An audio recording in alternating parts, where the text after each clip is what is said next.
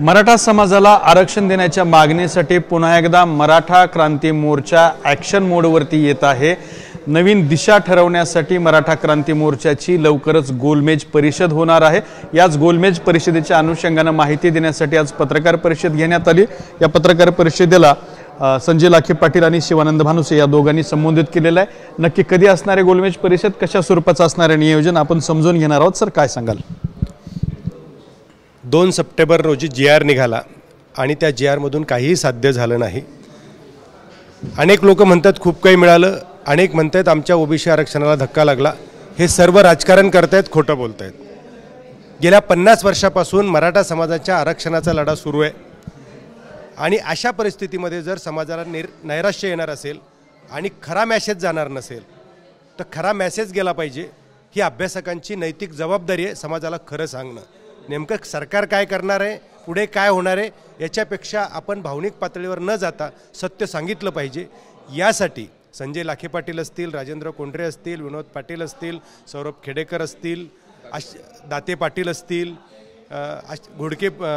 उद्धव घोडके असतील, असे सर्व एकत्रित येऊन आम्ही छत्रपती संभाजीनगर या ठिकाणी राणाजी मंगल कार्यालय हडको या ठिकाणी 18 सप्टेंबरला शिवावलोकन आरक्षण गोलमेज परिषद आयोजित करतो आहोत।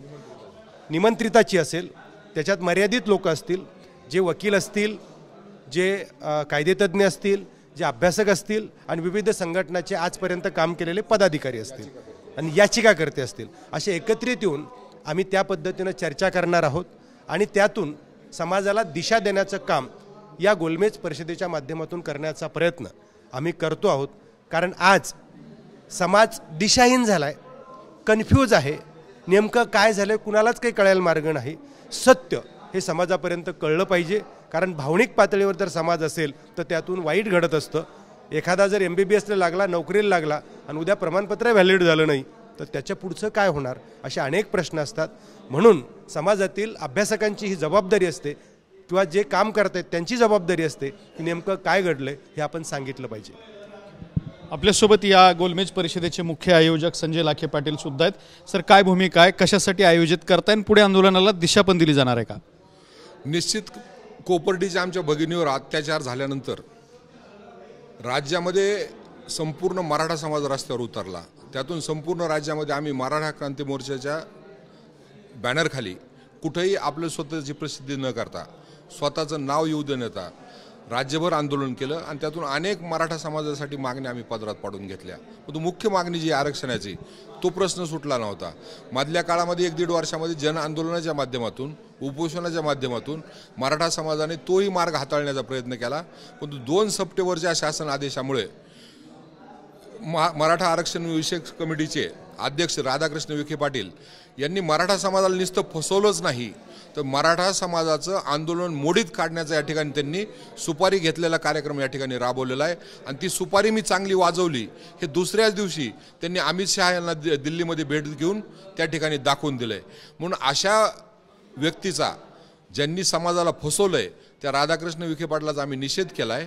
त्यांनी मराठा समाजाची माफी मागितली पाहिजे। नसता मी आणि माझ्यासारखे जे लाखो मराठी आहेत, माझं कुठेही कुणबीबरोबर नातं नाही आहे, माझे रक्तसंबंध कुणबी व्यक्तीबरोबर नाहीत।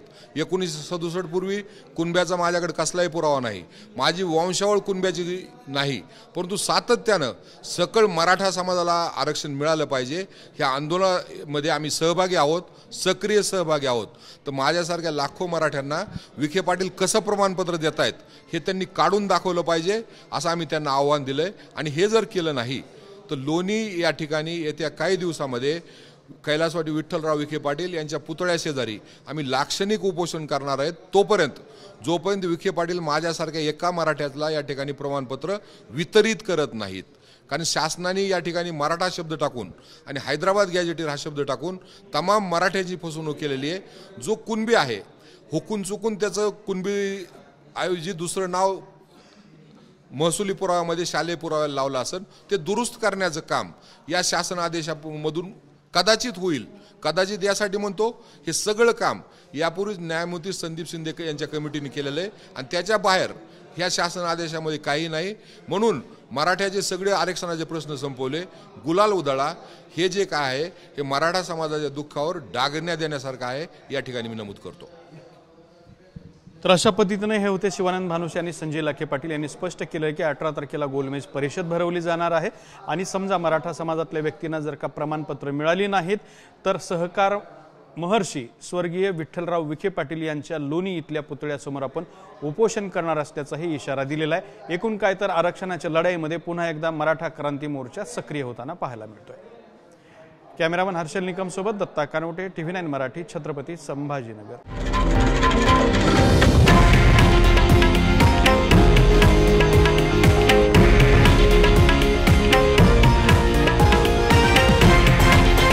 हे आहे देशातील नंबर 1 न्यूज नेटवर्क आणि आपण पाहत आहात TV9 मराठी, एकमेव.